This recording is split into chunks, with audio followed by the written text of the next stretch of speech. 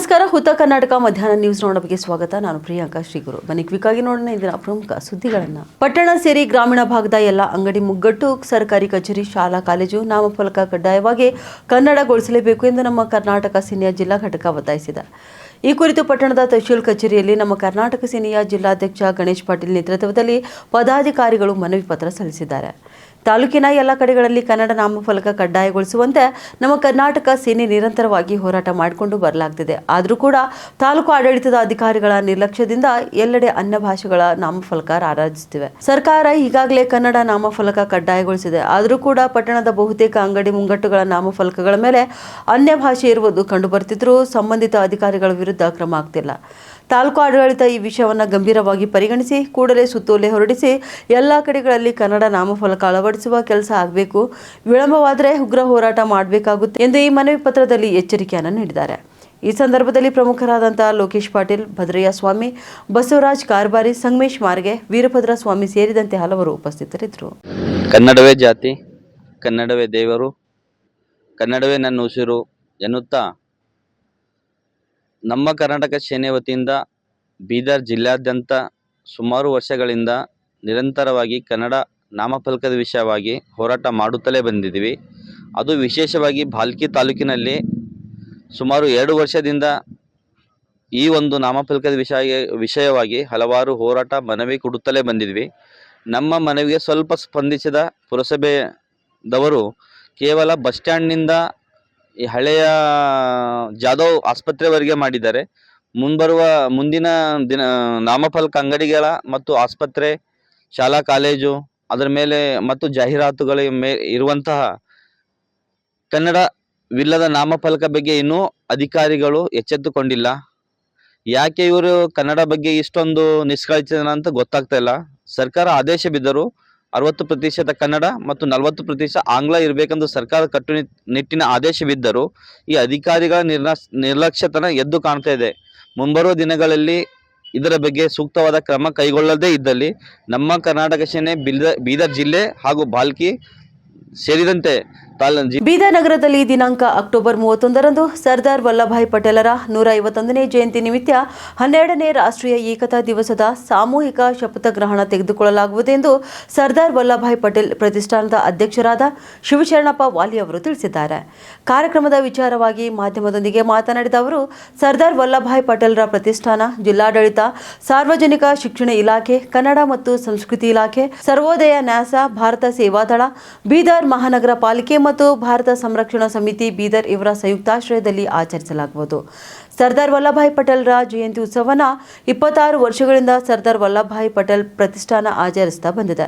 ಈ ಕಾರ್ಯಕ್ರಮದಲ್ಲಿ ಜಾತಿ ಮತ ಪಂಥಗಳ ಭೇದವಿಲ್ಲದೆ ಎಲ್ಲಾ ಪಕ್ಷದ ಜನಪ್ರತಿನಿಧಿಗಳು, ಹಾಲಿ ಮತ್ತು ಮಾಜಿ ಸಂಸದರು, ಶಾಸಕರು, ನಗರಸಭೆ ಸದಸ್ಯರು ಮತ್ತು ವಿವಿಧ ಸಂಘ ಸಂಸ್ಥೆಗಳ ಪದಾಧಿಕಾರಿಗಳು, ವಿಶೇಷವಾಗಿ ಶಾಲಾ ಕಾಲೇಜಿನ ಮಕ್ಕಳು, ಎನ್ಸಿಸಿ ಮತ್ತು ಶಾಲಾ ಸಂಸ್ಥೆಗಳ ಪದಾಧಿಕಾರಿಗಳು ಪಾಲ್ಗೊಂಡು ಈ ಕಾರ್ಯಕ್ರಮವನ್ನು ಯಶಸ್ವಿಗೊಳಿಸಬೇಕೆಂದು ಪ್ರತಿಷ್ಠಾನದ ವತಿಯಿಂದ ವಿನಂತಿಸಿಕೊಂಡಿದ್ದಾರೆ. ಇನ್ನು ಕಾರ್ಯಕ್ರಮವು ಸರಿಯಾದ ಸಮಯದ ಮೇಲೆ ನಡೆಯುವುದರಿಂದ ಅಕ್ಟೋಬರ್ 31ರಂದು ಮುಂಜಾನೆ 10 ಗಂಟೆಗೆ ಡಾಕ್ಟರ್ ಬಾಬಾ ಸಾಹೇಬ್ ಅಂಬೇಡ್ಕರ್ ಅವರ ವೃತ್ತದಲ್ಲಿ ಬಂದು ತಮ್ಮ ಸ್ಥಾನವನ್ನು 15 ನಿಮಿಷಗಳ ಮೊದಲೇ ಸ್ವೀಕರಿಸಬೇಕೆಂದು ಪ್ರತಿಷ್ಠಾನದ ಅಧ್ಯಕ್ಷರಾದ ಶಿವಶರಣಪ್ಪ ವಾಲಿ ಅವರು ಕೇಳಿಕೊಂಡಿದ್ದಾರೆ.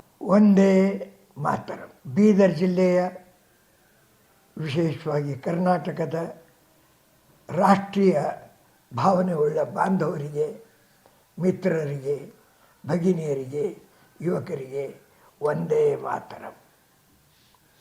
ಆತ್ಮೀಯರೇ, ತಮಗೆ ಗೊತ್ತಿದ್ದಂತೆ ಪ್ರತಿ ವರ್ಷ ಸರ್ದಾರ್ ವಲ್ಲಭಾಯ್ ಪಟೇಲರ ಜಯಂತಿ 31ನೇ ಅಕ್ಟೋಬರ್ದಂದು ನಡೀತದೆ.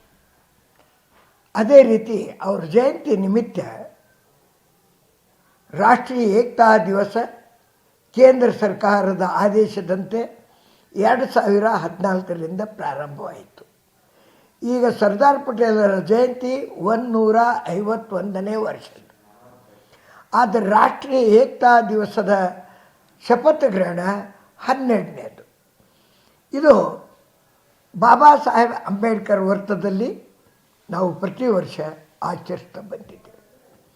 ಕಲ್ಯಾಣ ಕರ್ನಾಟಕದ ಮುಕ್ತಿದಾತರು ನಾವು. 1997ರಂದು ಸ್ವತಂತ್ರ ಆಗಿಲ್ಲ, ನಾವು ಗುಲಾಮರಾಗಿದ್ದೀವಿ. ಆದರೆ 1 ವರ್ಷ 3 ದಿವಸದ ನಂತರ ಸರ್ದಾರ್ ಪಟೇಲರು ನಮಗೆ ನಿಜಾಮರ ಕಪಿಮುಷ್ಟಿಯಿಂದ ಮುಕ್ತಗೊಳಿಸಿದರು. ನಾವು ಸ್ವತಂತ್ರರಾದೆವು. ಅಂಥ ಆನಂದದ ದಿವಸದಿಂದ ನಾವೆಲ್ಲರೂ ಸೇರಿ ಶಪಥ ಗ್ರಹಣ ಮಾಡಬೇಕಾಗಿದೆ. ರಾಷ್ಟ್ರ ಸಲುವಾಗಿ ನಾವು ಇದ್ದೀವಿ ಅಂತೆಲ್ಲರೂ ಶಪಥ ತಗೊಳ್ಬೇಕಾಗಿದೆ. ತಾವೆಲ್ಲರೂ ಸಮಯದ ಮೇಲೆ ಬರಬೇಕು. 26 ವರ್ಷಗಳಿಂದ 1 ಮಿನಿಟ್ ಸಹಿತ ತಡ ಮಾಡಲಾರ್ದಂತೆ ನಾವು ಈ ಕಾರ್ಯಕ್ರಮ ಮಾಡ್ತೀವಿ. ಅದಕ್ಕಾಗಿ ತಾವು ಒಂದು 10-15 ನಿಮಿಷ ಮೊದಲೇ ಬಾಬಾ ಸಾಹೇಬ್ ಅಂಬೇಡ್ಕರ್ ವೃತ್ತದಲ್ಲಿ ಬಂದು ಸೇರಬೇಕು ಅಂತ ನಾನು ಕಳಕಳಿಯೇ ವಿನಂತಿ ಮಾಡ್ತೀನಿ. ಈ ಕಾರ್ಯಕ್ರಮದಲ್ಲಿ ಮಾಜಿ ಮತ್ತು ಹಾಲಿ ಸಂಸದರು, ಶಾಸಕರು, ಜನಪ್ರತಿನಿಧಿಗಳು, ವಿವಿಧ ಸಂಘ ಸಂಸ್ಥೆಗಳ ಪದಾಧಿಕಾರಿಗಳು, ಶಿಕ್ಷಣ ಸಂಸ್ಥೆಯವರು ಎಲ್ಲರೂ ಪಾಲ್ಗೊಳ್ತಾರೆ.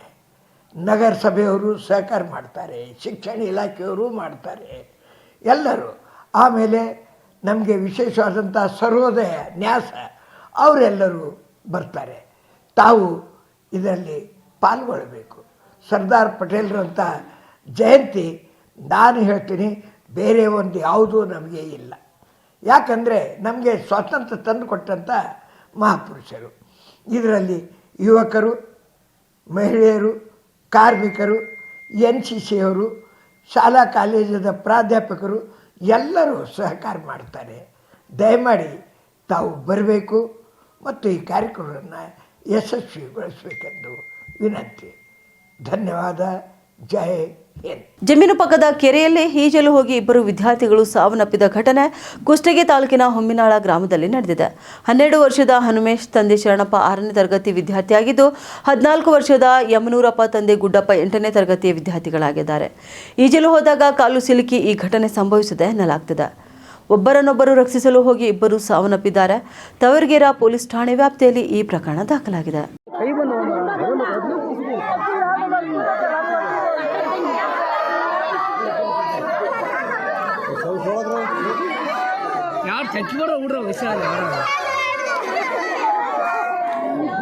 ಗಡಿ ಜಿಲ್ಲೆ ಬೀದರ್ಗೆ ಸರ್ಕಾರದಿಂದ 300 ಕೋಟಿ ರೂಪಾಯಿ ಬೆಳೆಹಾನಿ ಪರಿಹಾರ ಬಿಡುಗಡೆ ಮಾಡಲಾಗಿದೆ ಎಂದು ಜಿಲ್ಲಾ ಉಸ್ತುವಾರಿ ಸಚಿವ ಈಶ್ವರ್ ಖಂಡ್ರೆ ಹೇಳಿದ್ದಾರೆ. ತಾಲೂಕಿನ ಭಾತಾಂಬ್ರ ಗ್ರಾಮದಲ್ಲಿ ನಡೆದ ಕಾರ್ಯಕ್ರಮದಲ್ಲಿ ಮಾತನಾಡಿದ ಅವರು, ಜಿಲ್ಲೆಯಲ್ಲಿ ಆಗಸ್ಟ್ ಮತ್ತು ಸೆಪ್ಟೆಂಬರ್ ತಿಂಗಳಿನಲ್ಲಿ ಸುರಿದ ಮಳೆಗೆ ಮುಂಗಾರಿನ ಹಂಗಾಮಿನಲ್ಲಿ ಬಿತ್ತನೆಯಾದ ಬಹುತೇಕ ಬೆಳೆಗಳು ಜಲಾವೃತಗೊಂಡಿದ್ದವು. ಹಾಗಾಗಿ ಬೆಳೆಹಾನಿ ಪ್ರದೇಶಕ್ಕೆ ಭೇಟಿ ನೀಡಿ ರೈತರಿಗೆ ಸೂಕ್ತ ಪರಿಹಾರ ಒದಗಿಸುವ ಭರವಸೆ ನೀಡಿದ್ದಾನೆ. ಹೆಚ್ಚುವರಿ ಪರಿಹಾರ ಒದಗಿಸಲು ಸಿಎಂ ಅವರನ್ನು ಆಹ್ವಾನಿಸಿ ವೈಮಾನಿಕ ಸಮೀಕ್ಷೆ ಕೂಡ ನಡೆಸಲಾಗಿತ್ತು. ಅದರಂತೆ ಇದೀಗ ರಾಜ್ಯ ಮತ್ತು ಕೇಂದ್ರ ಸರ್ಕಾರದಿಂದ ಸೇರಿ ಜಿಲ್ಲೆಗೆ 300 ಕೋಟಿ ರೂಪಾಯಿ ಬೆಳೆಹಾನಿ ಪರಿಹಾರ ಒದಗಿಸಲಾಗಿದೆ. ಭಾಲ್ಕಿ ತಾಲೂಕಿಗೆ 60 ಕೋಟಿ ರೂಪಾಯಿ ಬೆಳೆಹಾನಿ ಪರಿಹಾರ ಬಿಡುಗಡೆಗೊಂಡಿದೆ ಎಂದು ಅವರು ತಿಳಿಸಿದ್ದಾರೆ. ಇನ್ನು ಕೆಲವು ಕಡೆಗಳಲ್ಲಿ ಬೆಳೆಹಾನಿ ಸಮೀಕ್ಷೆ ಅಂತಿಮ ಹಂತದಲ್ಲಿದ್ದು, ಸಮೀಕ್ಷೆ ಪೂರ್ಣಗೊಳ್ಳುತ್ತಲೇ ಮುಂದಿನ 2-3 ದಿನಗಳಲ್ಲಿ ರೈತರ ಖಾತೆಗೆ ಬೆಳೆಹಾನಿ ಪರಿಹಾರ ಜಮಾ ಮಾಡುವಂತೆ ಅಧಿಕಾರಿಗಳಿಗೆ ಸೂಚನೆ ನೀಡಿದ್ದೇನೆ ಎಂದು ತಿಳಿಸಿದ್ದಾರೆ. ರೈತರಿಗೆ ಹಣ ಕೊಡಿಸ್ತೀನಿ ಅಂತ ಹೇಳಿದ್ದಾರೆ, ಹಣ ಬಿಡುಗಡೆ ಮಾಡಿಸಿದ್ದಾನೆ. ಸಮೀಕ್ಷೆ ನಡೀತಾ ಇದೆ, 1-2 ದಿವಸ ಹೆಚ್ಚು ಕಡಿಮೆ ಆಗಬಹುದು. ಆದ್ರೆ ಇವತ್ತು ಬೀದರ್ ಜಿಲ್ಲೆಗೆ ಸುಮಾರು 300 ಕೋಟಿ ಒಂದೇ ಸಲ 300 ಕೋಟಿ ರೂಪಾಯಿ, 130 ಕೋಟಿ ರಾಜ್ಯ ಸರ್ಕಾರದ್ದು, 170 ಕೋಟಿ ಅದು ರಾಜ್ಯ ಕೇಂದ್ರ ಎರಡೂ ಸೇರಿ, ಮತ್ತೆ ಹೆಚ್ಚುವರಿಯಾಗಿ 130 ಕೋಟಿ ನಾವು ಮುಖ್ಯಮಂತ್ರಿಯವರು ಕರ್ಕೊಂಡು ಬಂದ ಕಾರಣ ಸಿಗ್ತಾ ಇದೆ. ಎಲ್ಲ ಸೇರಿ 300 ಕೋಟಿ ರೂಪಾಯಿ ನಮ್ಮ ಜಿಲ್ಲೆಗೆ, ನಮ್ಮ ತಾಲೂಕಿಗೆ. ಈಗಾಗಲೇ ತಹಶೀಲ್ದಾರ್ ಇಲ್ಲೇ ಇದ್ದಾರೆ. ನಮ್ಮ ತಾಲೂಕಾ ಸಮೀಕ್ಷೆ ಮುಗಿದಿದೆ. 60 ಕೋಟಿ ರೂಪಾಯಿ ಪರಿಹಾರ ನಮ್ಮ ತಾಲೂಕಿಗೆ ಬರ್ತದೆ. 60 ಕೋಟಿ ರೂಪಾಯಿ 1-2-3 ದಿವಸಗಳ ಒಳಗಾಗಿ ನಿಮ್ಮ ಖಾತೆಯಲ್ಲಿ, ರೈತರ ಖಾತೆಯಲ್ಲಿ ಜಮಾ ಮಾಡುವಂತ ಕೆಲಸ ನಾನು ಮಾಡ್ತೇನೆ ಅನ್ನುವಂತ ಭರವಸೆ ಕೊಡ್ತಾ ಇದ್ದೀನಿ. ಇದು ಪ್ರವಾಹಕ್ಕೆ ಪರಿಹಾರ ಬಿಟ್ಟೂ ಸಹಿತ ಇವತ್ತೇನು ಬೆಳೆ ವಿಮೆ ಇದೆ, ಈ ಬೆಳೆ ವಿಮೆ ಅಡಿಯಲ್ಲಿಯೂ ಸಹಿತ ರೈತರಿಗೆ ಹೆಚ್ಚಿನ ಒಂದು ಪರಿಹಾರ ಕೊಡುವಂತ ಒಂದು ಕಾರ್ಯಕ್ರಮ ನಾವೆಲ್ಲ ಇವತ್ತು ನಾನು ಪ್ರಗತಿ ಪರಿಶೀಲನೆ ಸಭೆಯಲ್ಲಿ ಜಿಲ್ಲಾಧಿಕಾರಿಗೆ ಸೂಚನೆಯನ್ನು ಕೊಟ್ಟಿದ್ದೇನೆ. ಮುಖ್ಯಮಂತ್ರಿ ಸಿದ್ದರಾಮಯ್ಯ ಅವರು ಮುಂದಿನ ವಿಧಾನಸಭೆ ಚುನಾವಣೆಯಲ್ಲಿ ಸ್ಪರ್ಧಿಸುವುದು ಖಚಿತ ಎಂದು ನಗರಾಭಿವೃದ್ಧಿ ಮತ್ತು ನಗರ ಯೋಜನೆ ಸಚಿವ ಭೈರತಿ ಸುರೇಶ್ ಹೇಳಿಕೊಂಡಿದ್ದಾರೆ. ಕೆಆರ್ಪುರ ವಿಧಾನಸಭಾ ಕ್ಷೇತ್ರ ವ್ಯಾಪ್ತಿಯಲ್ಲಿ ಜಿಬಿಎ ಪೂರ್ವಭಾವಿ ಸಭೆಯಲ್ಲಿ ಕಾಂಗ್ರೆಸ್ ಪಕ್ಷದ ನಾಯಕರು ಮತ್ತು ಕಾರ್ಯಕರ್ತರನ್ನು ಉದ್ದೇಶಿಸಿ ಮಾತನಾಡಿದಂತ ಅವರು ಈ ವಿಷಯವನ್ನ ಸ್ಪಷ್ಟಪಡಿಸಿದರು. ಕಳೆದ 3-4 ದಿನಗಳಲ್ಲಿ ಬಹಳಷ್ಟು ರಾಜಕೀಯ ನಡೆಯುತ್ತಿದೆ. ಮುಖ್ಯಮಂತ್ರಿ ಸಿದ್ದರಾಮಯ್ಯ, ಉಪಮುಖ್ಯಮಂತ್ರಿ ಡಿಕೆ ಶಿವಕುಮಾರ್ ಮತ್ತು ನಾವೆಲ್ಲ ಕಾಂಗ್ರೆಸ್ ಪಕ್ಷದ ಕಟ್ಟಾಳುಗಳಾಗಿದ್ದೇವೆ. ಸಿದ್ದರಾಮಯ್ಯ ಅವರು ಮುಂದಿನ ಚುನಾವಣೆಯಲ್ಲಿ ಸ್ಪರ್ಧಿಸುವುದಿಲ್ಲ ಎಂಬುದು ಸುಳ್ಳಾಗಿದೆ. 2028ರ ಚುನಾವಣೆಯಲ್ಲಿಯೂ ಕೂಡ ಅವರು ಸ್ಪರ್ಧೆ ನಡೆಸಬೇಕೆಂಬುದು ನಮ್ಮೆಲ್ಲರ ಹಕ್ಕುದಾಯವಾಗಿದೆ ಎಂದು ಅವರು ಹೇಳಿಕೊಂಡಿದ್ದಾರೆ. ಇನ್ನು ಕಾಂಗ್ರೆಸ್ ಪಕ್ಷಕ್ಕೆ ಒಳ್ಳೆಯದಾಗಬೇಕಾದ್ರೆ ಸಿದ್ದರಾಮಯ್ಯ ಅವರು ಚುನಾವಣೆಗೆ ಸ್ಪರ್ಧೆ ಮಾಡಲೇಬೇಕು ಎಂದು ಹೇಳಿದ ಅವರು ಸಚಿವ ಸಂಪುಟ ಪುನರಚನೆ, ಪ್ರದೇಶ ಕಾಂಗ್ರೆಸ್ ಪಕ್ಷದ ಅಧ್ಯಕ್ಷರ ನೇಮಕಾತಿ ಸೇರಿದಂತೆ ಇನ್ನಿತರ ವಿಚಾರಗಳ ಬಗ್ಗೆ ನಿರ್ಧಾರ ಕೈಗೊಳ್ಳಲು ಹೈಕಮಾಂಡ್ ಸಮರ್ಥವಾಗಿದೆ ಎಂದು ಅವರು ತಿಳಿಸಿದ್ದಾರೆ. ಪ್ರಸ್ತುತ ಸಿದ್ದರಾಮಯ್ಯ ಮುಖ್ಯಮಂತ್ರಿಯಾಗಿದ್ದಾರೆ. ಉಪಮುಖ್ಯಮಂತ್ರಿ ಮತ್ತು ಕೆಪಿಸಿಸಿ ಅಧ್ಯಕ್ಷರಾಗಿ ಡಿಕೆ ಶಿವಕುಮಾರ್ ಅವರಿದ್ದಾರೆ. ಇನ್ನು ಮುಂದೆ ಏನಾಗಬೇಕು, ಏನು ನಿರ್ಧಾರ ತೆಗೆದುಕೊಳ್ಳಬೇಕೆಂಬುದು ಪಕ್ಷದ ಹೈಕಮಾಂಡ್ ನಿರ್ಧಾರ ಮಾಡುತ್ತದೆ ಎಂದು ಅವರು ಹೇಳಿಕೊಂಡಿದ್ದಾರೆ. ಜಿಬಿಎ ಚುನಾವಣೆಗೆ ಕಾಂಗ್ರೆಸ್ ಪಕ್ಷದ ಕಾರ್ಯಕರ್ತರು ಸಿದ್ಧರಾಗಬೇಕು. ಯಾವುದೇ ವೈಮನಸ್ಸು ಇದ್ರೂ ಕೂಡ ಅದನ್ನು ಬಗೆಹರಿಸಿಕೊಂಡು ಚುನಾವಣೆಯನ್ನು ಎದುರಿಸಿ ಪಕ್ಷದ ಅಭ್ಯರ್ಥಿಗಳು ಗೆಲ್ಲುವಂತೆ ಮಾಡಬೇಕು ಎಂದು ಕರೆ ನೀಡಿದ್ದಾರೆ. 98ರಿಂದ 95 ವಯಸ್ಸು ಆಗಿರುವವರು ರಾಜಕೀಯದಲ್ಲಿದ್ದಾರೆ. ಹೀಗಾಗಿ 2028ರಲ್ಲಿ ಸಿದ್ದರಾಮಯ್ಯನವರು ಸ್ಪರ್ಧೆ ಮಾಡಿದರೆ ತಪ್ಪೇನಿಲ್ಲ. ಅವರ ನಾಯಕತ್ವದಲ್ಲೇ ಮುಂದಿನ ಚುನಾವಣೆ ನಡೆಯಲಿದ್ದು ಅವರೇ ನಮ್ಮ ನಾಯಕರು ಎಂದು ಮಾಜಿ ಸಂಸದ ಡಿಕೆ ಸುರೇಶ್ ಅಚ್ಚರಿಯ ಹೇಳಿಕೆಯೊಂದನ್ನು ನೀಡಿದ್ದಾರೆ. ಅಣ್ಣ ಡಿಕೆ ಶಿವಕುಮಾರ್ರನ್ನ ಮುಖ್ಯಮಂತ್ರಿ ಮಾಡಬೇಕೆಂಬ ಆಸೆ ನನಗೂ ಇದೆ. ಅವರ ಹಣೆಯಲ್ಲಿ ಬರೆದಿದ್ರೆ ಸಿಎಂ ಆಗ್ತಾರೆ. ಇನ್ನು ನವೆಂಬರ್ 15ರ ಕ್ರಾಂತಿ ಬಗ್ಗೆ ಮಾಹಿತಿ ಇಲ್ಲ. ಎಲ್ಲ ಸಂದರ್ಭದಲ್ಲೂ ಕೂಡ ಎಲ್ಲರನ್ನ ಸಂತೋಷಪಡಿಸಲು ಆಗಲ್ಲ ಎಂದು ಅವರು ಹೇಳಿಕೊಂಡಿದ್ದಾರೆ. ಕಾಂಗ್ರೆಸ್ ಸರ್ಕಾರವು 5 ವರ್ಷಗಳ ಕಾಲ ಆಡಳಿತ ನಡೆಸಲು ಜನರಿಂದ ಬಹುಮತ ಪಡೆದಿದೆ. ಕಾಂಗ್ರೆಸ್ ಈಗ ಪಕ್ಷೇತರರು ಸೇರಿ 140 ಸ್ಥಾನಗಳನ್ನು ಹೊಂದಿದೆ. ರಾಜ್ಯದ ಜನರ ಹಿತಾಸಕ್ತಿಯನ್ನು ಕಾಪಾಡುವುದು ಮತ್ತು ನೀಡಿದ ಭರವಸೆಗಳನ್ನು ಈಡೇರಿಸುವುದು ಪ್ರಮುಖವಾಗಿದೆ. ಪಕ್ಷ ಮತ್ತು ಸರ್ಕಾರ ಒಟ್ಟಾಗಿ ಕೆಲಸ ಮಾಡುತ್ತೇವೆ.